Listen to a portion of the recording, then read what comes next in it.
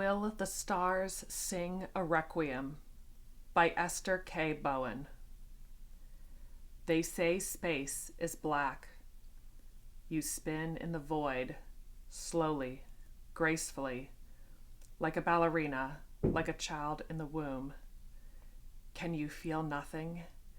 Is it physically possible to lose all feeling?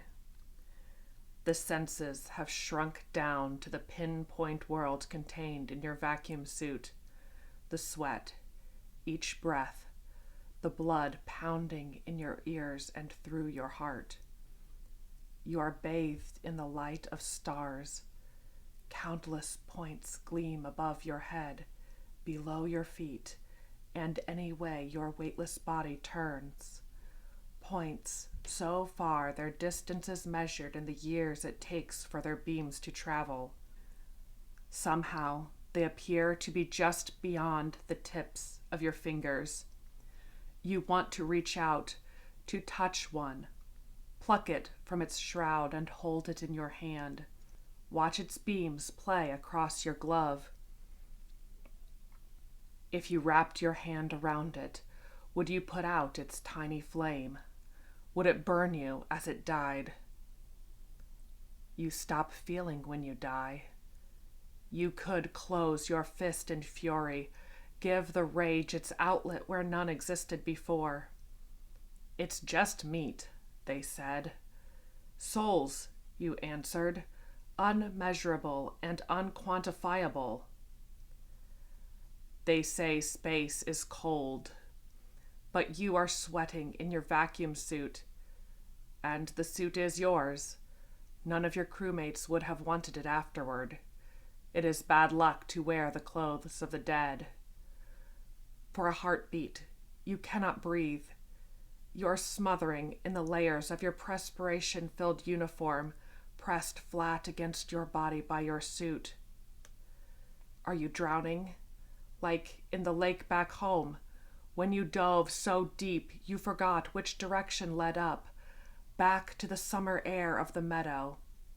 You clawed at the muddy bottom in panic.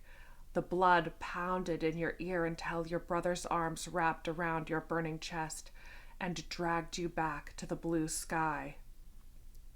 The sky is no longer blue. Up is a concept. You can breathe, but not forever. No one can breathe forever. From the time you tumbled out the airlock until now, thousands of people took their last breath on Earth.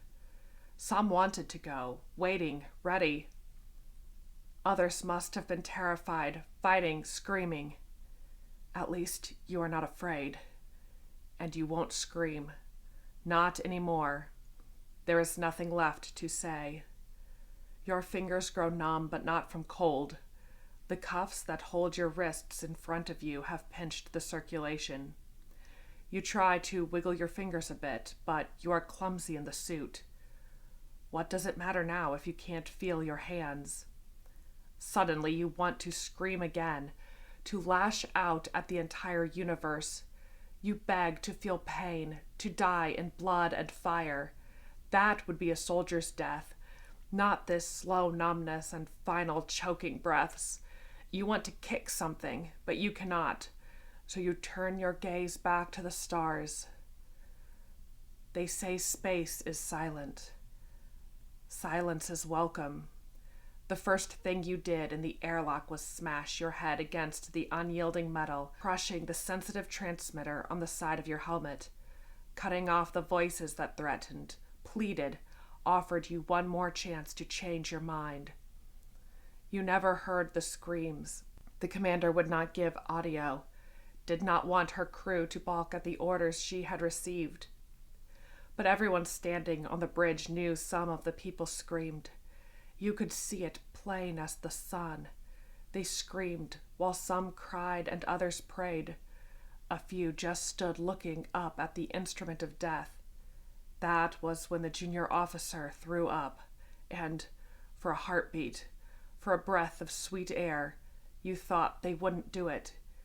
You knew your crewmates. You laughed with your fellow officers, played cards with the first mate, shared e-books with the commander. For a heartbeat, for a breath of air, you thought they were human. You stop feeling when you are dead. Is that what they were? Dead? How could they feel? Were they dead as they stood on the bridge? Dead men standing? Had they no life as they made their calculations? Were their fingers stiff and cold by the time they flipped the switches? Every one of them did their duty, made their calculations, pushed their buttons. As you screamed at them, threatened, pleaded, you remembered they were human. They say space is black. Black for death and sin and mourning. You know people will mourn. You know enough of history. When the wars are over, people will ask how it could have happened. What factors came together?